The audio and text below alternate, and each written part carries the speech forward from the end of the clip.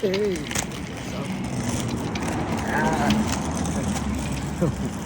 hey, what's going on here? All right. Yeah, I passed my idea by some people the other day in person, and they're like, "Okay, sign me up." I'm like, sure, yeah, here you go. That's fun. And I want to know how to write a book in a week. It's to dispel it. To dispel the, it seems like it's like this impossible thing, and it's not impossible. I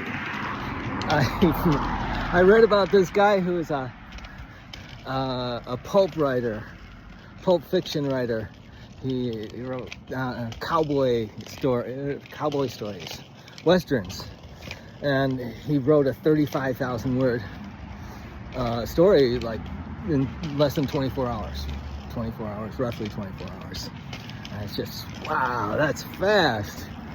And the thing that to dispel it, this is level 1 through 3 or 4.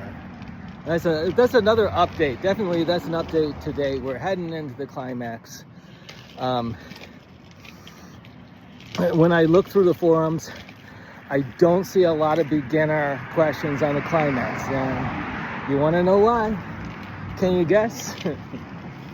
Beginners don't make it there. There's millions of people, millions of aspiring writers, and 1% of them finish their rough draft. This is not a rough draft. This is like a rough draft. It's a first draft. The reason it's a first draft is because there's a pattern behind this.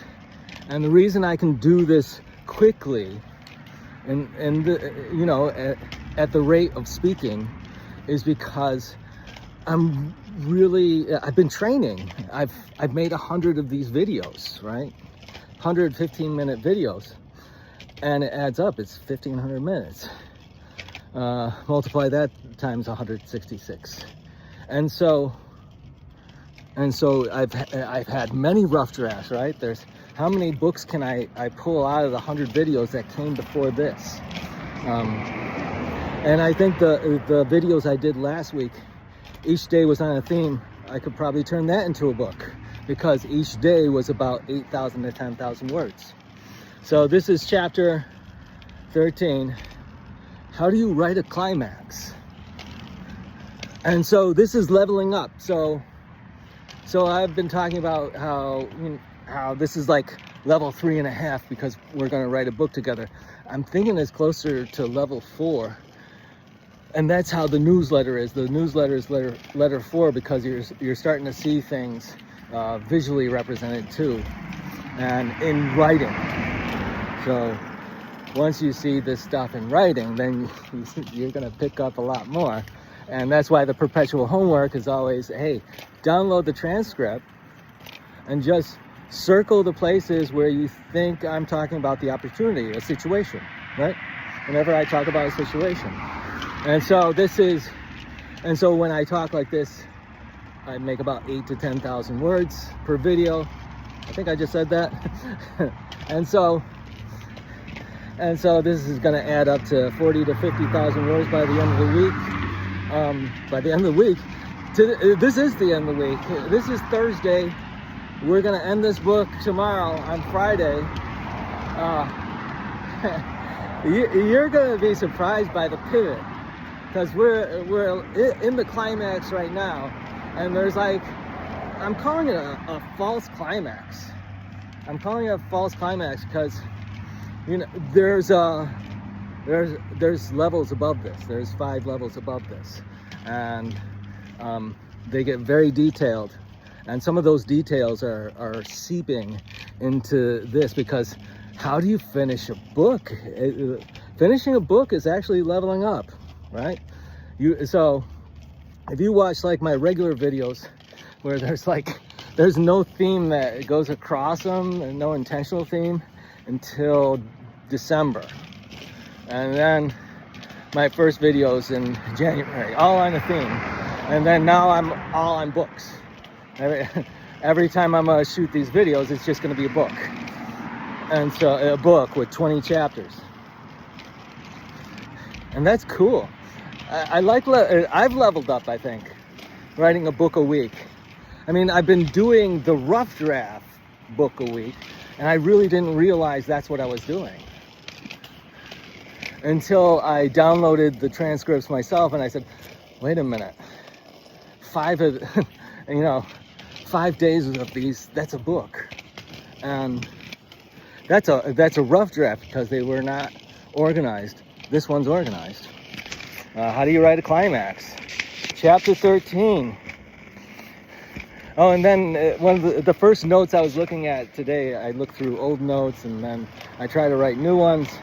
And it was about, what if you have the climax at the beginning? All right, there's like a prologue, and then we're at the point now where that prologue would show up. So somebody gets killed in the beginning, and we're following the character to the point where they get killed, or some terrible thing happens. Or in the beginning, somebody loses a checkers game, then it goes back, flashes back, and we're working all our way up to this pivotal checkers game, right? I want to take the violence out, because most books aren't about violence. Those are the suspense and mystery books, and you don't even have to have a lot of violence in those. I get turned off by the ultra violence. There's some ultra violent an ultra-violent movie on one of the streaming platforms that's really popular, and I was thinking, oh, I could watch that, but then I'm thinking, oh man, I'm just not into the ultra-violence. But that's okay. There is story in ultra-violence. You can get into it. I try to steer away from it myself.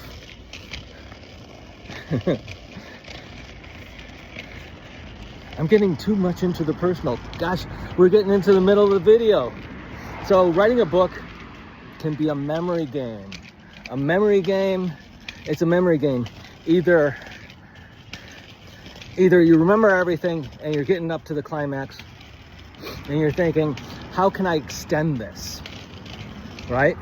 Because you remember everything, you're clear on it. Okay? There's the ideal situation. It's like, how do I end this? I'm going through these mental states now where it's like, am I giving too much? If I give too much, I'm gonna lose people. Yeah, I will lose viewers who come to this video first, right? They'll think, oh, you're at the end of the book. How can I join in? No, you can have the ending as the beginning of the book, right? So that's perfect. And it always stops me when I give the example before I explain. And then I wasn't even planning on giving that example or the explanation. And that reminds you begin the book close to the ending. See? Sure. Oh.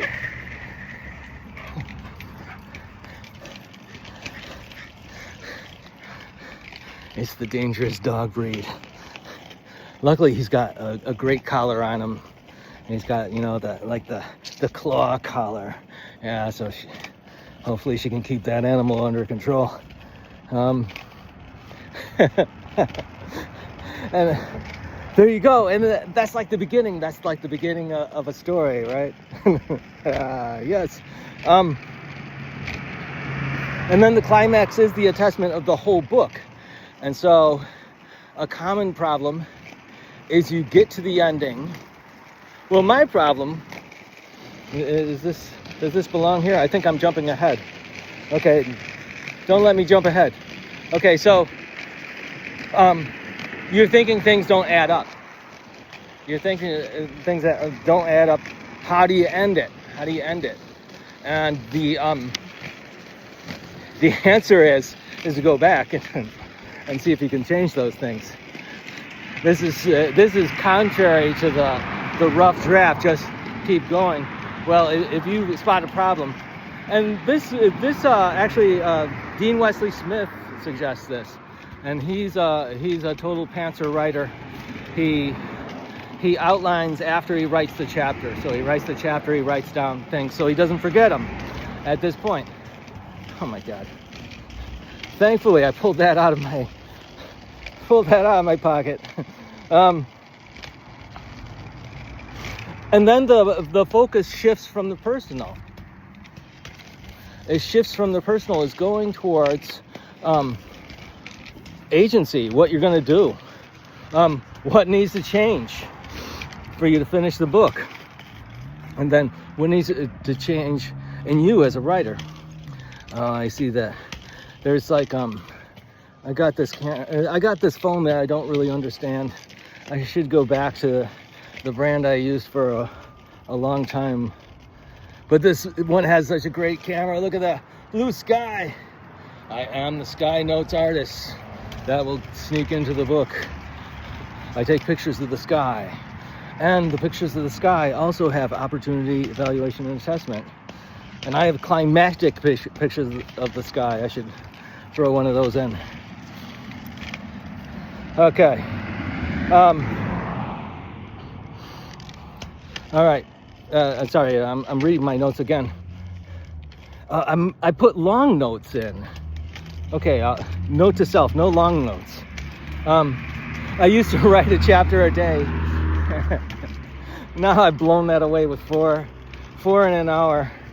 And then it took me at least 2 months, because of, even though I was writing a chapter a day, and there's only 23 chapters in that book, I had all these interruptions. And like, oh, today I don't get to write, stuff like that.